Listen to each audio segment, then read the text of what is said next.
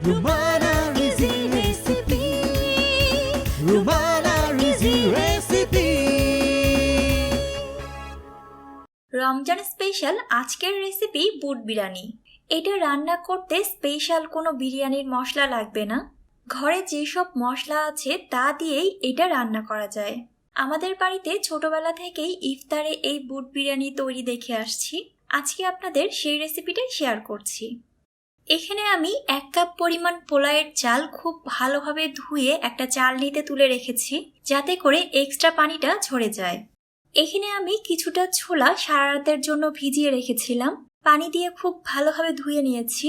ভিজিয়ে রাখার পরে এখানে প্রায় 1 কাপের মতো ছোলা রয়েছে। 1/2 কাপ পরিমাণ পেঁয়াজ এভাবে পাতলা করে কেটে নিয়েছি।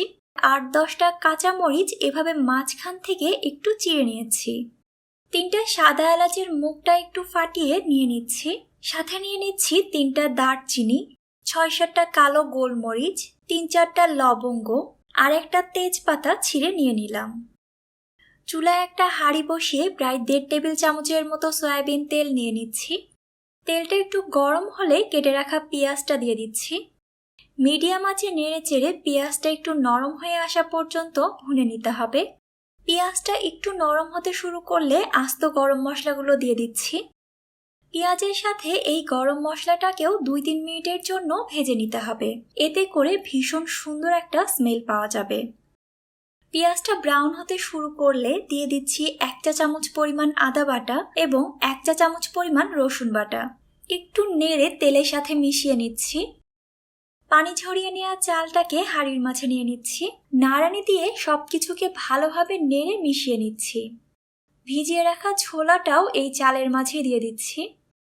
এই ছোলাটাকে আগে থেকে সিদ্ধ করে নেওয়ার কোনো প্রয়োজন নেই। দিয়ে দিচ্ছি 1 চা চামচ পরিমাণ লবণ, 1/2 চা চামচ পরিমাণ হলুদের গুঁড়া আর 1/2 চা চামচের মতো লাল মরিচের গুঁড়া। নাড়ানি দিয়ে সবকিছুকে নেড়ে চেড়ে 2-3 মিনিটের জন্য ভেজে নিতে হবে। কাঁচামরিচটাও দিয়ে দিচ্ছি। এখানে আমি গোলমরিচ, কাঁচামরিচ, গুঁড়া মরিচ 3 ধরনের মরিচ ব্যবহার করেছি। আপনারা ঝালটা কম খেতে চাইলে সব মরিচের পরিমাণ একটু কমিয়ে দিতে পারেন। মশলার সাথে 3-4 মিনিটের মতন চালটাকে ভালোভাবে ভেজে নিয়েছি। এখন এর মাঝে পানি দিয়ে দিচ্ছি। যেহেতু আমি 1 কাপ পরিমাণ চাল ব্যবহার করেছি, তাই এর দ্বিগুণ অর্থাৎ 2 কাপ পরিমাণ পানি দিয়ে দিচ্ছি। ঢাকনা দিয়ে ঢেকে চুলার আঁচটা বাড়িয়ে দিলাম। এখন পানিটা ফুটে ওঠা পর্যন্ত অপেক্ষা করছি। 2-1 মিনিট পর যখন পানিটা ফুটতে শুরু করেছে, একটু নাড়ানি দিয়ে নেড়ে দিচ্ছি। এখন এই ঢাকনাটাকে এভাবে একটু খোলা অবস্থায় রেখে চুলার আঁচটা মিডিয়ামে করে দিলাম। পানিটা চালের একদম গায়ে গায়ে আসা পর্যন্ত এভাবে অল্প একটু ঢাকনা খোলা রেখেই রান্না করতে হবে। এভাবে রান্না করার কারণে চালটা ভালোভাবে ফুটে যাবে। অন্যদিকে চালটা রান্না হওয়ার পরে একটার গায়ে আর একটা লেগে থাকবে না। মাঝে একবার আমি নাড়ানি দিয়ে নেড়ে দিয়েছি, যাতে করে নিচের চালগুলো উপরে চলে আসে। আজকের এই রান্নাটা আমি পোলাওয়ের চাল দিয়ে করছি, তবে একইভাবে ভাতের চাল দিয়েও এই বুট বিরিয়ানিটা রান্না করা যায়। দেখুন পানিটা একদম চালের গায়ে গায়ে চলে এসেছে। এখন ঢাকনাটা একদম সম্পূর্ণভাবে লাগিয়ে চুলার আঁচটা একদম কমিয়ে দিয়েছি। আর এভাবে রান্না করতে হবে আরও 5-7 মিনিটের জন্য।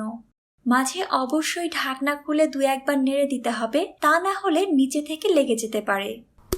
দেখতেই পাচ্ছেন চালের পানিটা একদম শুকিয়ে গেছে আর সবকিছু ভালোভাবে রান্না হয়ে গেছে। চুলাটা বন্ধ করে দিয়েছি। ঢাকনা দিয়ে ঢেকে এভাবেই রেখে দিচ্ছি আরও 10 মিনিট। রান্নাটা শেষ হয়ে যাওয়ার পরে এভাবে 10-15 মিনিটের জন্য ঢাকনা দিয়ে ঢেকে তারপরে আমি সার্ভ করব। এতে করে এটা আরও একটু ঝরঝরে হয়ে যাবে। প্রায় 10 মিনিট পর বুট বিরিয়ানিটাকে আমি একটা সার্ভিং ডিশে তুলে নিচ্ছি। দেখে নিশ্চয়ই বুঝতে পারছেন এটা কতটা ঝরঝরে হয়েছে। ইফতারের টেবিলে এই বুট বিরিয়ানিটা এমনিতেই খেতে বেশ মজা লাগে। আপনারা চাইলে এর সাথে বেগুনি অথবা যে কোনো মাংস ভুনা সার্ভ করতে পারেন। আমি একটা ছোলা একটু টিপে দেখিয়ে দিচ্ছি। দেখুন ছোলাটাও ভালোভাবে সিদ্ধ হয়ে গেছে। আপনারা যারা কখনো এভাবে রান্না করেননি, অন্তত একবারের জন্য হলেও এই রমজানে ট্রাই করে দেখতে পারেন, আপনাদের অনেক ভালো লাগবে। আমার চ্যানেলে আরও বিভিন্ন ধরনের ইফতারের রেসিপি আছে, চাইলে সেগুলোও দেখে নিতে পারেন। আর যারা এখনো সাবস্ক্রাইব করেননি নিচে সাবস্ক্রাইব বাটনে ক্লিক করে পাশে বেল একটা ক্লিক করে নিন। আজকের মতো এখানেই বিদায় নিচ্ছি। আল্লাহ হাফেজ।